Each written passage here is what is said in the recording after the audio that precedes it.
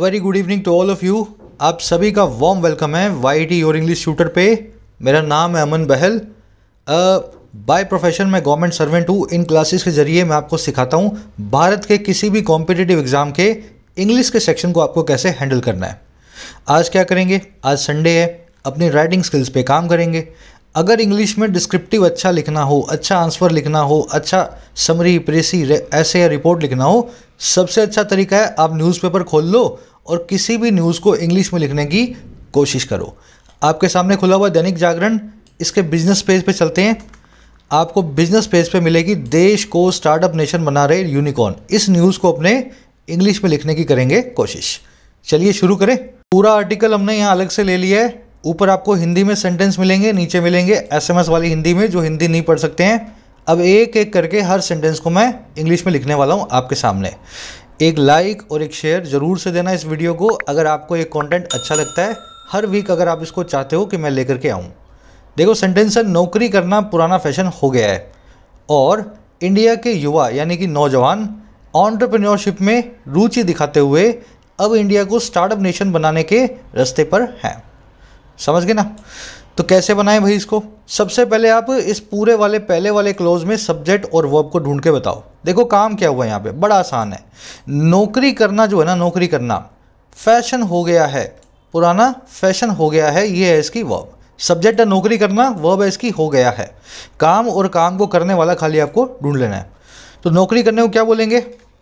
करना अ नौकरी, ऐसा लिखो ना।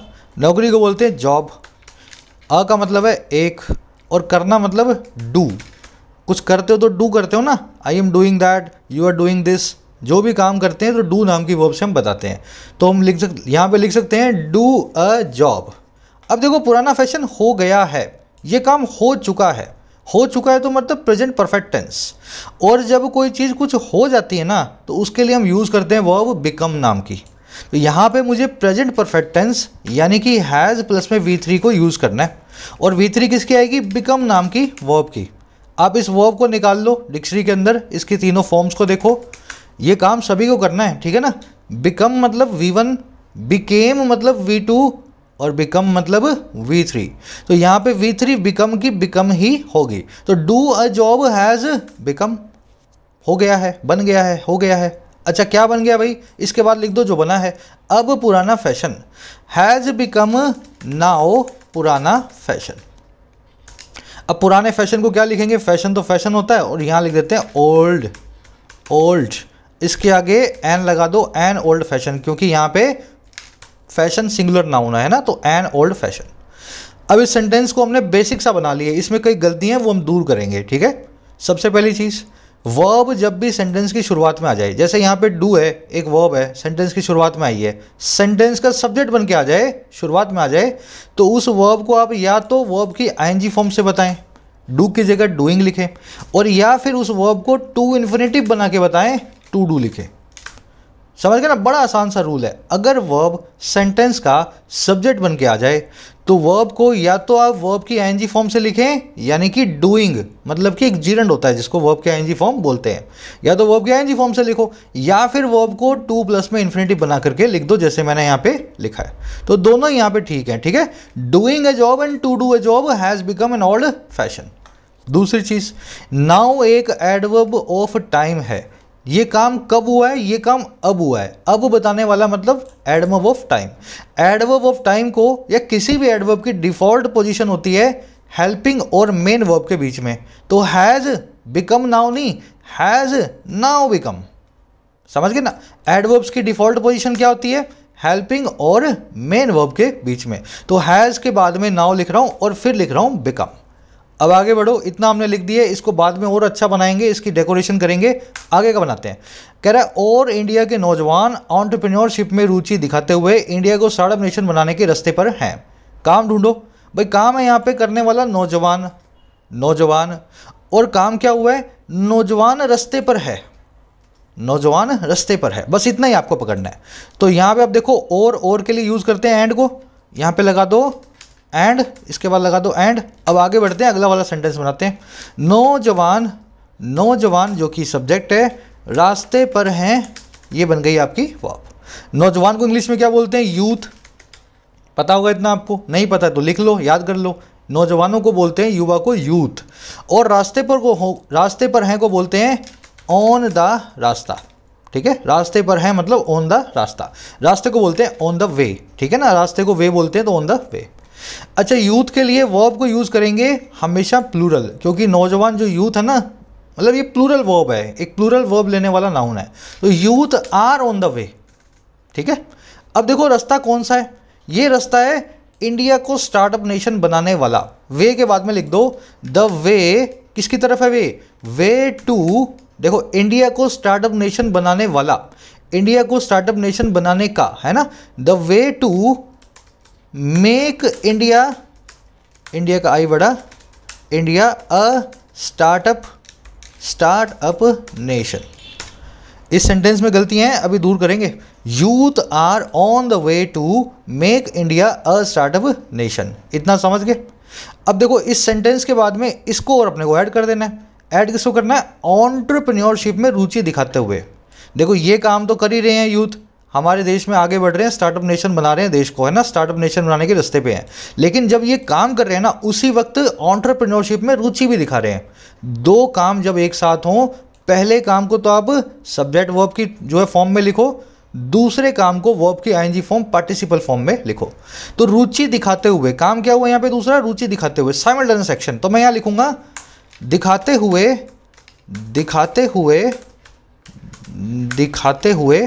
रुचि, रुचि को बोलते हैं इंटरेस्ट।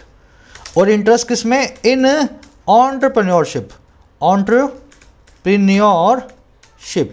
एंटरप्रेन्योरशिप का मतलब होता है व्यवसायिक पना, है ना, जहाँ पे आपको बहुत इंटरेस्ट होता है, आप कुछ बिजनेस खड़ा करो, दैट इज कॉल्ड एंटरप्रेन्योरशिप। दिखाते हुए इंटरेस्ट इन एंटरप्रेन्योरशिप। अब देखो दिखाने को इंग्लिश में बोलते हैं शो करना। आपको यहाँ पे वर्ब की आईएनजी फॉर्म यूज़ करनी है, क्योंकि अभी बताया मैंने ये पीपीएस से है। क्या है ये, पीपीएस से, शोइंग इंटरेस्ट इन एंटरप्रेन्योरशिप। जब पीपीएस से आपने पूरा बना दिया हो, इसको सेंटेंस के लास्ट में कोमा लगा के जोड़ दो, सेंटेंस के लास्ट में कोमा लगा के जोड़ दो, बन गया आपका सेंटेंस।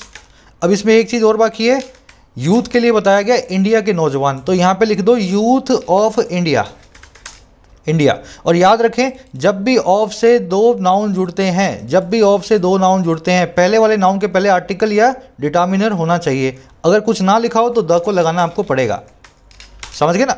जब भी ऑफ से दो नाउन जुड़ते हैं तो पहले वाले नाउन के पहले कोई डिटर्मिनर होना चाहिए, अगर नहीं है तो द को लगा दो। अब मैं इस पूरे सेंटेंस को जोड़ रहा हूँ और फिर इसकी कमियों को दूर करूँगा, ठीक है। पहले जोड़ देते हैं, फिर इसकी कमियों को दूर कर देंगे। ये द का निकाल दूं मैं, समझ गए ना द क्यों लगाया मैंने। डूइंग अ जॉब या टू डू है job has now become an old fashion and the youth of India are on the way to make India a startup nation showing interest in entrepreneurship. ये showing क्यों लिखा है, क्योंकि ये PPS से present participle simultaneous action है, ठीक है। अब देखो इस सेंटेंस को अपने कैसे इंप्रूव करेंगे, और भी इसको लिखने के कई तरीके हैं, उनको भी देख लेते हैं, ठीक है।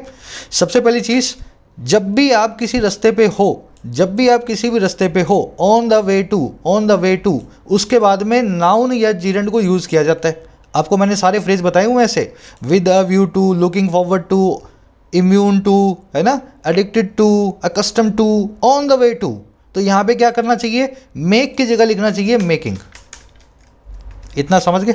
वर्ब की आईएनजी फॉर्म को यूज़ करना चाहिए। वो सारे फ्रेज आपको पता है, 30 फ्रेज मैं आपको बता चुका हूँ। नहीं पता तो किसी एडिटोरियल में देख लेना, बहुत बार किया है हमने, स्क्रीनशॉट आपको मैं कई बार उसका दिलवा चुका हूँ। तो ऑन द वे टू के बाद में मेकिंग लिखो, ना कि मेक लिखो। दूसरी गलती यहाँ पे ये है, गलती नहीं है, ऑन द वे टू को ना एक और अच्छे तरीके से लिखा जाता है, हेडेड टुवर्ड्स। जैसे आपसे कोई पूछे कहाँ जा रहे हो, आप बोल रहे हो मैं घर के रास्ते पे हूँ, I am on the way to home, ऐसा ही बोलोगे, मैं घर के रास्ते पे हूँ। आप इसको ऐसा भी लिख सकते हो, I am headed towards home. ये जो दूसरा वाला देख रहे हो ना, ये अच्छा और बेहतरीन तरीका है इसी बात को लिखने का, तो आप इसको यूज़ करें बजाय पहले वाले को लिखने के। तो यहाँ पे भी वही काम कर रहा हूँ मैं, youth are on the way to की जगह लिखता हूँ आर हेडेड टुवर्ड्स, ठीक है। थोड़ा सा हमने इसको इम्प्रूव कर दिया। अब दूसरी चीज़, एक और चीज़ अपने इंप्रूव करेंगे, has now become an old fashion. इसकी जगह सीधे लिख दो ना, has now become old fashioned, adjective बना दो। ओल्ड फैशन मतलब पुराने फैशन वाला, वैसे ही बन जाएगा एडजेक्टिव। या फिर इसके लिए एक और वर्ड होता है ऑब्सोलीट। ऑब्सोलीट क्या होता है? जो चलन से बाहर हो। या फिर इसके लिए एक और वर्ड होता है अनफैशनेबल। मैं बता रहा हूँ आपको, इस वर्ड को आप 3 तरीके से लिख सकते थे। ओल्ड फैशन लिख देते, वो भी ठीक था। ऑब्सोलीट लिख देते, वो भी ठीक था। और अनफैशनेबल लिख दिया आपने, वो भी ठीक है। तो आप यहाँ पे कोई भी वर्ड को यूज़ कर सकते हो। अनफैशनेबल, नेबल, ठीक है। चलो ये सेंटेंस आपका रेडी है भाई साहब। आगे बढ़ते हैं नेक्स्ट सेंटेंस की तरफ। कोमा के बारे में जानना हो तो एंड से पहले एक कोमा लगा दें, क्योंकि एंड के बाद पूरा एक क्लोज आ रहा है, सब्जेक्ट वर्ब आ रही है, तो एंड अपने पहले कोमा लेगा। दूसरा, पार्टिसिपल फ्रेज जब भी आए, प्रेजेंट पार्टिसिपल, पास्ट पार्टिसिपल, जब भी आपको कोई काम बताए परफेक्ट पार्टिसिपल, उसके पहले और बाद में कोमा आपको लगाना होता है। बाद में तो लगा नहीं सकते, अब यहाँ पे फुल स्टॉप आ रहा है, तो पहले वाला कोमा आपको जरूर यहाँ पे ऐड करना है पार्टिसिपल फ्रेज से पहले। चलिए नेक्स्ट सेंटेंस की तरफ बढ़ते हैं। यही तरीका है लिखने का। ये 10 मिनट का प्रोसेस जो मैंने आपको अभी करवाया, जब आप रेडी हो जाओगे ना, ये आधे मिनट में आप करने लगोगे। बस आपको उसी रेडीनेस वाली पोजीशन में, स्टेट में पहुंचना है। ये हमारा नेक्स्ट सेंटेंस है। याद रखें, ये जो मैं आपको सिखा रहा हूँ, ये सारा का सारा मैं आपको डिटेल में हर कॉन्सेप्ट अपने राइटिंग स्किल्स के कोर्स में सिखाता हूँ। कोर्स चल रहा है, ऐप पे अवेलेबल है। YT your English tutor app को डाउनलोड करो, प्ले स्टोर पर रखिए, कमेंट्स में इसका लिंक भी डाल रहा हूँ। सारे कोर्सेज आपको इसी ऐप पे मिलेंगे, स्टोर टैब के अंदर। राइटिंग स्किल्स वाले में हर कॉन्सेप्ट राइटिंग का बिल्कुल बेसिक से मैं आपको सिखाता हूँ। UPSC, बैंक, SSC, IELTS किसी भी एग्जाम के लिए आपको कैसे समरी, एसे, राइटिंग और रिपोर्ट को लिखना है। ये कोड है इस पर 9 नाइट्स, जो कि कल रात को ख़त्म हो गया था, लेकिन बहुत लोगों ने मुझे रिक्वेस्ट की सर एक दिन के लिए और चलाओ। 699 वाला कोर्स जो है आपको 475 रुपये में मिल रहा है इस कोड को लगा के। आज रात को ये कोड खत्म हो जाएगा, फ़ायदा उठा लेना। ठीक इसी तरह से SSC और बैंक्स के प्रीलिम्स और मेंस दोनों के प्रीवियस ईयर पेपर्स मैं आपको सॉल्व करवाता हूँ ऐप पे। 50-50, 100 घंटे का कंटेंट है, सही अप्रोच के साथ। क्लोज टेस्ट को, RC को, एरर्स को कैसे फाइंड करना है, कैसे सॉल्व करना है। ये कंटेंट जो आप हज़ारों रुपये में बाजार से लेते हो, अफोर्डेबल प्राइस में ऐप पे मिलता है 50 से 100 रुपये के अंदर। जरूर इसका फ़ायदा उठाना। ऐप रिलेटेड कोई भी क्वेरी हो, इस नंबर पर व्हाट्सअप करें, आपको रिप्लाई मिल जाएगा, है ना। कोर्स रिलेटेड कोई भी क्वेरी हो। चलिए ये सेंटेंस अपना, भारत में हर महीने 500 से 900 स्टार्टअप शुरू होते हैं और उम्मीद यह है कि अगले 5 सालों में इन स्टार्टअप्स में से 5 लाख नई नौकरियां पैदा होंगी। देखो पहले समझ लो काम क्या हुआ। भारत में स्टार्टअप्स शुरू होते हैं, तो स्टार्टअप्स हो गया आपका सब्जेक्ट, और शुरू होते हैं ये हो गई आपकी वर्ब। फिर दूसरा काम क्या है? उम्मीद है। उम्मीद हो गया सब्जेक्ट, है हो गई इसकी वर्ब। उम्मीद है ना, उम्मीद है। तीसरा काम क्या हुआ यहाँ पे?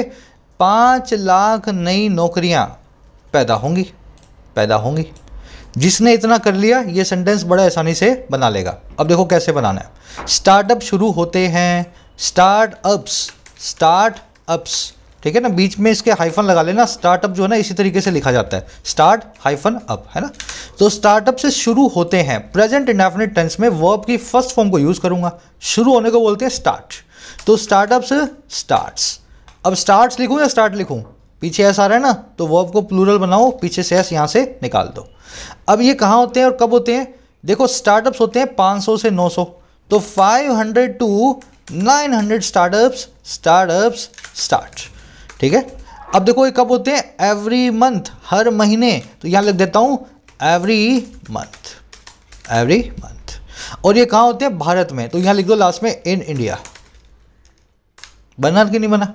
अब इसको आप इन इंडिया को शुरू में ले आओगे तो और अच्छा लगेगा। ये एडवर्बियल फ्रेज ऑफ प्लेस है, जो आपको जगह की बता रहा है बात, कहाँ पे काम होता है। और ये एडवर्बियल फ्रेज ऑफ टाइम है, जो आपको बता रहा है काम कब होता है। तो इस एडवर्बियल फ्रेज ऑफ प्लेस को शुरू में लाओगे तो और अच्छा लगेगा, है ना। आपको थोड़ा सा जोर देने का, वजन देने का मौका मिलेगा कि भारत में होते हैं और कहीं और नहीं होते हैं। तो इन इंडिया, जब भी एडवर्बियल फ्रेज अपनी डिफॉल्ट पोजीशन जो कि सेंटेंस के लास्ट में होती है उससे हिलाए जाते हैं ना, तो उनको शुरू में लाया जाता है या कहीं भी लाया जाता है, उनके बाद और पहले कोमा लगता है। तो इसलिए यहां मैं इंडिया के बाद में कोमा को लगा रहा हूं, समझ गए ना। यहां पे था इंडिया, इन इंडिया, तो कोई कोमा नहीं था, लेकिन शुरू में आया अपनी पोजीशन छोड़ के, तो इसके मुझे बाद में कोमा देना पड़ा। तो in India 500 to 900 startups start every month. अब देखो स्टार्ट, स्टार्ट 2 बार आ रहा है, तो यहां पे स्टार्ट की जगह लिख दो बिगिन। स्टार्ट को बिगिन भी बोलते हैं, तो बिगिन एवरी मंथ। अब आगे बढ़ो, आगे कह रहा है और, तो और के लिए लिख देता हूं एंड हुआ क्या? उम्मीद यह है। अब उम्मीद यह है को इंग्लिश में बोलते हैं अपने इट इज एक्सपेक्टेड या फिर होप्ड। उम्मीद यह है, जब भी आपको इंग्लिश में लिखना हो इसको पैसिव वॉइस में लिखा जाता है, इट इज़ एक्सपेक्टेड या इट इज़ होप्ड। अब देखो आगे उम्मीद क्या है, उम्मीद ये है कि दैट अगले 5 सालों में इन स्टार्टअप्स में से 5 लाख नई नौकरियां पैदा होंगी। तो देखो काम है यहाँ पे करने वाला 5 लाख नई नौकरियां, और काम क्या है, पैदा होंगी। बस इतना तो बनेगा। अब देखो ध्यान से, 5 लाख नई को मैं बोलूँगा न्यू, नौकरियां को बोलूँगा जॉब्स, और पैदा होंगी मतलब फ्यूचर में होंगी, तो यहाँ लिख देता हूँ विल टेक बर्थ। पैदा होने को क्या बोलते हैं, टेक बर्थ, है ना। तो 5 lakh new jobs will take birth. अभी भी इसमें गलतियां हैं, बाद में दूर करेंगे, ठीक है ना। पहले मैं सेंटेंस बनाने की कोशिश कर रहा हूँ। 5 lakh new jobs will take birth. अब देखो कहाँ से बर्थ लेंगी ये, स्टार्टअप में से। अब ध्यान रखें, में से के लिए इंग्लिश में प्रेपोजिशन होती है आउट ऑफ, और या फिर यूज होती है फ्रॉम। समझ लो, में से आप प्रेपोजिशन को यूज करेंगे आउट ऑफ या फ्रॉम। तो यहाँ पे मैं आउट ऑफ या फ्रॉम दोनों को लिख रहा हूँ, दोनों में से एक यूज कर लेंगे अपने। अब देखो इन स्टार्टअप्स में से, दीज स्टार्टअप्स। रेडी आपका सेंटेंस। मैं पूरा सेंटेंस अभी जोड़ूंगा, उससे पहले कुछ चीज़ें हैं जिनको अपने सही कर लेते हैं। इतना तो बिल्कुल ठीक है ना। एंड का ए छोटा कर दो, इतना तो बिल्कुल करेक्ट है। ये दैट को इसके साथ मैं जोड़ने वाला हूँ, एक सेकंड रुक जाओ, दैट इसके साथ जुड़ने वाला है। अच्छा, एंड से पहले मैंने क्या बताया था, कोमा लगाना है। अगर एंड के बाद में पूरा क्लोज आ रहा हो, सब्जेक्ट वर्ब आ रहा हो, तो आपको कोमा लगाना ही है, तो एंड से पहले कोमा भी दे दिया। इतना तो बिल्कुल ठीक है। अब ये बाकी का जो है ना, इसको हमें करेक्ट करना है। देखो नौकरियां पैदा होंगी, टेक बर्थ करेंगी, क्या ये वास्तव में पैदा होंगी क्या? किसी माँ से बच्ची पैदा होगी क्या नौकरी? ऐसा तो नहीं है। बर्थ तो अब इंसानों जानवरों के लिए यूज़ करते हैं। जब इंसान या जानवर पैदा होता है तब बर्थ नाम का वर्ड यूज़ होता है। अब कोई दूसरी चीज़ पैदा हो रही है तो उसके लिए क्या वर्ड यूज़ करते हैं? Will originate. देखो take birth is equal to originate. यहाँ लिख दूँ, मैं नीचे लिख देता हूँ, नोट्स बना लो अपने। टेक बर्थ फॉर ह्यूमंस और सिनोनिम क्या है इसका? ओरिजिनेट। अच्छा, ओरिजिनेट के अलावा आप इसको बोल सकते हो अराइज, और या फिर आप इसको बोल सकते हो इमर्ज, या फिर आप इसको ये भी बोल सकते हो कम इनटू एग्जिस्टेंस। ये सब चीज़ें मैं आपको एडिटोरियल में करवाता हूँ, बताता हूँ ना आपको। Arise, emerge, come into existence, appear, ये सब के सब एक दूसरे के सिनोनिम है। तो यहाँ पे आप है ना ओरिजिनेट लिख रहे हो ना, ओरिजिनेट, इसकी जगह आप ऐसा भी लिख सकते हो विल कम इनटू एग्जिस्टेंस, है ना, ऐसा भी लिख सकते हो। अब ये इनके बाद में हमेशा आउट ऑफ की जगह अपने फ्रॉम को प्रीफर करते हैं। Arise, emerge, come into existence, है ना, ओरिजिनेट के बाद में, तो ऐसा आप लिख दो फ्रॉम दीज स्टार्टअप्स। बस रेडी है आपका सेंटेंस। अब इसको पूरे को जोड़ दो, इस पूरे को इसके साथ जोड़ दो, आपका सेंटेंस रेडी है। यहाँ पे कुछ भी लिख सकते थे, फिर बता रहा हूँ। कम इनटू एग्जिस्टेंस की जगह अराइज फ्रॉम लिख सकते थे, ओरिजिनेट फ्रॉम लिख सकते थे, इमर्ज फ्रॉम लिख सकते थे, जो लिखते वही सेट बैठ जाता। चलिए आगे बढ़े। नेक्स्ट सेंटेंस हमारा कहता है किसी भी स्टार्टअप का वैल्यूएशन जब 1 बिलियन से ज़्यादा हो जाता है तो उसे यूनिकॉर्न की श्रेणी यानी कि कैटेगरी में रखा जाता है। पहले तो यहाँ पे 10 सेकंड लो और मुझे बताओ इस सेंटेंस में कौन सा कंडीशनल यूज़ किया जाए। थोड़ा आपको पता होना चाहिए ना, कंडीशनल तो आप जानते ही हो। इस सेंटेंस में कौन सा कंडीशनल यूज़ होगा? First conditional, second conditional, third conditional, कौन सा कंडीशनल यूज़ होगा? चलो, ये चीज़ें बहुत ज़रूरी है करना, है ना। सेंटेंस बनाने से पहले आपका दिमाग चलना चाहिए। देखो कंडीशनल यूज़ होता है यहाँ पे 0, ना फर्स्ट, ना सेकंड, ना थर्ड। 0 कंडीशनल क्या कहता है? जब ऐसा होता है तब ऐसा होता है। जब आप मेहनत करते हो तो आपको सफलता मिलती है। जब बर्फ़ को फ्रिज से बाहर निकालते हो तो उसका पानी बन जाता है। जब स्टार्टअप 1 बिलियन से ज़्यादा होता है तो उसको इस श्रेणी में रखा जाता है। 0 कंडीशनल, ऐसा होता है तो ऐसा होता है, याद है ना। अब 0 कंडीशनल स्ट्रक्चर को अपने को यहाँ पे बनाना है। तो कह रहा है किसी स्टार्टअप का वैल्यूएशन जब 1 बिलियन से ज़्यादा हो जाता है, तो यहाँ पे लिखता हूँ मैं व्हेन। 0 कंडीशनल शुरू करते हैं इफ़ से या व्हेन से, ठीक है, व्हेन या इफ़। अब देखो हुआ क्या है, काम हुआ है यहाँ पे वैल्यूएशन का ज़्यादा हो जाना। दूसरा काम क्या हुआ है? यूनिकॉर्न की श्रेणी में रखा जाता है। ये स्टार्टअप को रखा जाता है ना, स्टार्टअप को रखा जाता है यूनिकॉर्न की श्रेणी में। तो पहला काम क्या है? वैल्यूएशन ज़्यादा हो जाता है। व्हेन या इफ़ वैल्यूएशन बिकम्स ज़्यादा, बिकम्स ज़्यादा। अब देखो ज़्यादा किससे होता है, ज़्यादा देन बताते हैं कंपैरिजन के लिए, है ना, किससे ज़्यादा कौन हो गया, ज़्यादा देन $1 बिलियन। करेंसी को लिखने का यही फॉर्मूला आप फॉलो करें, जो भी करेंसी का फॉर्मेट है, जो भी करेंसी का साइन है, उसको पहले लिखें, फिर बताएं वो करेंसी कितनी है, और लास्ट में उसकी यूनिट लिखें। जैसे यहाँ पे लिखा हो सकता था ₹100 और यहाँ पे लिख देते करोड़, ठीक है ना। करोड़ के आगे एस मत लगाना, लाख के आगे एस मत लगाना, एस इनके आगे नहीं आता। तो $1 बिलियन। तो इफ़ या व्हेन वैल्यूएशन बिकम्स ज़्यादा देन 1 बिलियन। अब ज़्यादा को बोल सकते हैं मोर देन 1 बिलियन। अब वैल्यूएशन किसका है, किसी भी स्टार्टअप का वैल्यूएशन ऑफ किसी भी स्टार्टअप। अब किसी भी को इंग्लिश में क्या बोलते हैं, एनी। क्या बोलते हैं भाई, एनी स्टार्टअप लिख दो। If the valuation of any startup becomes more than 1 billion, इतना समझ गए। अब देखो इसके बाद क्या होता है, देन अब क्या होगा उसके बाद, यूनिकॉर्न की श्रेणी में रखा जाता है। अब देखो रखा किसको जाता है, स्टार्टअप को। स्टार्टअप यहाँ पे आपका सब्जेक्ट है, पैसिव में रखा जाता है, आपकी वर्ब है पैसिव के अंदर, समझ गए ना। स्टार्टअप को यहाँ पे दूसरी बार लिखा नहीं गया, उसे लिखा गया है ना, तो उसे आपका सब्जेक्ट बन गया, रखा जाता है बन गया आपकी वर्ब पैसिव में। अब ये काम पैसिव में हो रहा है, तो पैसिव में होने के लिए मैं क्या लिखूंगा, देन इट। स्टार्टअप के लिए मैं इट यूज करता हूँ क्योंकि ये एक इनएनिमेट ऑब्जेक्ट है। इट इज रखा जाता इन द कैटेगरी, श्रेणी को बोलते हैं कैटेगरी, ठीक है ना। रखे जाने को बोलते हैं इंग्लिश में कीप करना, या फिर रखे जाने को बोलते हैं पुट करना। यहाँ पे थर्ड फॉर्म यूज करना, इट इज केप्ट या पुटेड, ऐसा लिखूंगा ना। पुट की थर्ड फॉर्म पुटेड ही होती है ना, याद होगा आप सभी को। तो इट इज केप्ट या पुटेड इन द कैटेगरी। अब कैटेगरी किसकी है, कैटेगरी ऑफ यूनिकॉर्न, ठीक है, यूनिकॉर्न। सेंटेंस में बहुत गलतियां हैं, अभी दूर करेंगे। पहले सेंटेंस को एक बार अपने पूरा जोड़ देते हैं, ऐसा करके इसको मैं इससे जोड़ देता हूं, कॉमा लगा के ऐसा इसको इससे जोड़ देता हूं, ठीक है। इट का आई छोटा कर दो। इफ या when valuation of any startup becomes more than $1 billion, then it is kept puted in the category of unicorn. देखो पहली गलती क्या, ऑफ कंजंक्शन है, ऑफ प्रेपोजिशन है, इसके बाद में स्टार्टअप नाम का एक नाउन आ रहा है, एनी एडजेक्टिव से जुड़ा हुआ है, और इससे पहले वैल्यूएशन नाम का नाउन आ रहा है। तो यहाँ पे आपको ऑफ से जुड़ने की वजह से वैल्यूएशन के पहले द लगाना है। पहली गलती ये हमने दूर कर दी। दूसरी गलती, जब आप बोलते हो ना something becomes more then that, something becomes more then that, इसके लिए इंग्लिश में एक शॉर्ट वर्ब होती है एक्सीड। क्या वर्ब होती है, एक्सीड। अगर आप यहाँ पे बिकम्स मोर देन लिख रहे हो, इसके लिए और अच्छा वर्ड यूज करो, एक्सीड्स। समझ गए ना। आपको अच्छा बनाने की मैं तरीके बता रहा हूँ कैसे राइटिंग को अच्छा बनाना है। बिकम्स मोर देन नहीं, एक्सीड का मतलब होता है किसी से ज़्यादा बन जाना, है ना।